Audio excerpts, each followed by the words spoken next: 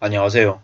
미국은 주택담보대출금리가 8%로 폭등하고 중국은 흥다, 비구이 위안 같은 부동산 기업들 파산 신청을 하고 부도가 나고 난립니다. 미국과 일본의 경제 상황이 매우 좋지 않은데요. 이로 인한 충격은 한국이 고스란히 받을 수밖에 없을 것 같습니다. 8월 내내 아마 주가는 안 좋을 걸로 보여지는데요. 앞으로 우리가 어떤 삶을 살게 될지, 어떻게 지내야 될지에 대한 고민을 많이 하게 해주는 사안 같습니다. 이러한 상황에 보통의 사람들은 어떻게 지내는 게 좋겠습니까? 매우 뻔하고 매우 당연한 얘기를 지속해서 계속 말씀드립니다. 계속 말씀드리는 이유가 뭘까요? 그 외에 특별한 대단한 방법은, 대단한 해법은 없다라는 걸 말씀드리기 위함입니다. 파이어족으로 40대 초반에 경제적인 자유를 갖고 자기가 원하는 일을 하며 사는 인생, 이게 미국에서 유행했던 그런 삶의 모습이라고 하죠. 근데 이게 한국으로 넘어오면서 많이 변질됐습니다. 짧고 강렬하게 빨리 뭔가를 이뤄내는 족을 파이어족이라고 얘기하기 시작했다라는 거죠. 그걸 영끌족이라고 얘기하고 비트족이라고 얘기하고 여러 가지 족속들이라고 말을 하는데, 결국 그들은 대부분은 올라갑니다. 대부분은 그 부채의 늪에 빠져서 허우적허우적거리면서 평생 그 안에서 머물게 됩니다. 중국의 부동산 기업들의 위기, 미국의 기준금리 인상, 이게 쉽게 지나갈 수 있는 부분들이 아님을 우리는 잘 알아야 됩니다. 윤석열 정부 들어서서 중국 관련해가지고 이제 수출이 많이 삐걱거리고 있죠. 리오프닝이라 그래서 중국 경제가 재개가 되면 다시 괜찮아질 거라는 희망으로 2023년을 상저하고라고 얘기했습니다. 상반기에는 성장률이 낮아도 하반기에 높아서 한국의 경제 성장률 목표를 이룰 것이다, 이런 얘기였죠. 그런데 지금 보면 어떻습니까? 상저하죠. 중국 옆에 붙어있는 한국이 꽤 긴 기간 동안 힘겹고 어려운 시간들을 겪을 것 같습니다. 중국은 왜 저러는 걸까요? 중국은 중국 공산당 당국이 저 기업들의 무수히 많은 부동산들을 국유화시키기 위해서 의도적으로 저렇게 분위기를 몰아가는 것 같습니다. 미국은요? 미국은 기준금리를 급등시켜서 물가를 안정시키고요. 나중에 리만 때 졌던 빚의 10배 규모의 빚을 어떤 식으로든 털어낼 작정입니다. 양털깎기라고 하죠. 양털깎기. 그동안에는 포동포동 잘 먹고 잘 지내게끔 풀어줬단 말이에요. 이제 쉽게 다가가서 털 깎아버리는 거죠. 그 털을 깎아버리고 양들은 털을 뺏긴 채 살아가야 됩니다. 그나마 체력이 되고 견딜 수 있는 힘이 있으면 추위를 견디기 위해서 발버둥 치겠지만, 힘없는 이제 양들은 양털이 깎여서 언제 어떻게 될지 모르는 신세로 전락한다라는 겁니다. 뉴스의 제목이 저렇게 무자비하게 나오는 건 심상치 않음을 알려주는 증거라고 볼 수 있는데요. 중국이 이제 부동산발 구조조정을 금방 꺼내겠습니까? 아닐 겁니다. 시간이 좀 걸릴 겁니다. 미국은요, 미국대로 마찬가지입니다.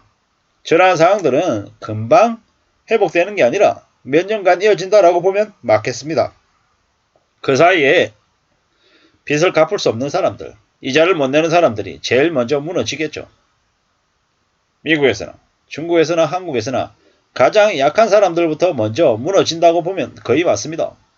그렇기 때문에 보통의 사람들, 우리들은 그 위기를 비껴나있기 위해서 최대한 빚져서는 안되고 소비를 잘 줄이고 어떻게든 먹고 사는 것에 최우선의 에너지를 쏟아야 될 것 같습니다. 함부로 지금요, 부를 늘릴 수 있겠다, 자산을 늘릴 수 있겠다라고 생각하고 지금 경거망동해서는 안됩니다. 지금은 철저히 지켜보고 두고 보고 관찰하고 조용히 지내야 될 시기다 라는 말씀을 감히 드립니다. 지켜봐야죠.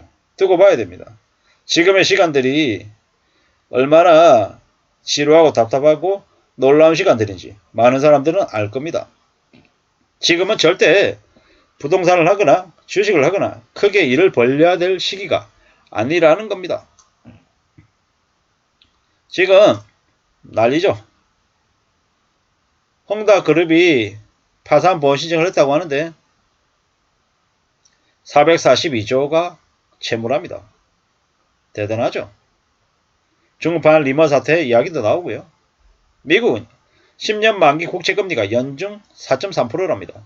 2007년 이후 16년 만에 최고치라고 하는데요. 30년 만기 국채금리는 4.41%, 그리고 30년 만기 모기지가 7%를 돌파해서 21년 만에 가장 높답니다. 이 때문에 한국, 일본, 홍콩, 아시아 주요 증시가 8월 18일 하락했다고 하는데요. 보자고요. 앞으로 어떨지. 강달러 때문에 원달러 환율도 1338원. 뭐 더 이제 원달러 환율이 이제 더 요동칠 수가 있죠. 좀 더 지켜보고 두고 봐야 될 것 같습니다. 국유 부동산 업체 절반이 상반기에 손실을 입었다고 하고 뭐 이래저래 상황이 많이 안 좋습니다. 홍다그룹 이야기 계속 나왔었는데 결국에는 이제 저렇게 되는군요. 중국발 부동산 시장 폭탄이 터진다고 하는데 저게 과연 중국만의 이야기로 끝날까요? 아니면 한국에서도 비슷한 형태로 벌어지게 되는 일일까요? 우리는 후자임을 확실히 알고 있습니다. 절대로 소홀하게 쉽게 만만하게 뭔가를 이룰 거다라고 착각하면 안 된다라는 말씀을 감히 드립니다. 우리가 살아가는 삶이 쉽던가요? 만만하던가요? 뭐 뜻대로 뭐가 촉촉착 흘러가는 것 같은가요? 절대로 그렇게 소홀하게 쉽게 생각하면 안 됩니다. 사는 게 만만하지 않다라는 말씀을 좀 드리고 싶은 겁니다. 내 생각대로, 내 바람대로, 내 뜻대로 흘러가면 참 좋겠습니다만은 그런 거 잘 없다라는 겁니다. 쉽게 금방 뭔가를 이룰 거라는 기대를 하면 안 된다라는 말씀을 좀 드리고 싶습니다. 그런 기대를 계속하다 보면 삶이 어떻게 될까요? 그냥 나락으로 떨어집니다. 나락으로. 그러니까 더 조심해야 되겠습니다. 조심하고 신중하고 차분하게 살 공리를 하는 게 제일 낫겠다라는 겁니다. 그래야 삶을 지켜냅니다. 절대로 쉽게 생각해서는 안 됩니다. 함부로 쉽게 생각해서 움직이다가 그냥 바보 됩니다. 명심, 또 명심할 게 좋겠습니다. 우리가 살아가는 삶을 잘 움직이면 뭐 어떤 식으로든 이 힘들고 어려운 현실을 헤쳐나갈 수 있습니다. 헤쳐나갈 수 있습니다. 빚만 크게 지지 않으면 말이죠. 그러니 우리는 일상을 하루하루를 지루하고 뻔하고 재미없어도 감사히 생각하면서 잘 맞이해야 되겠습니다. 저축하고 또 저축하고 아끼고 살고 삶의 군더더기들을 잘 걷어내야 될 것 같습니다. 감사합니다.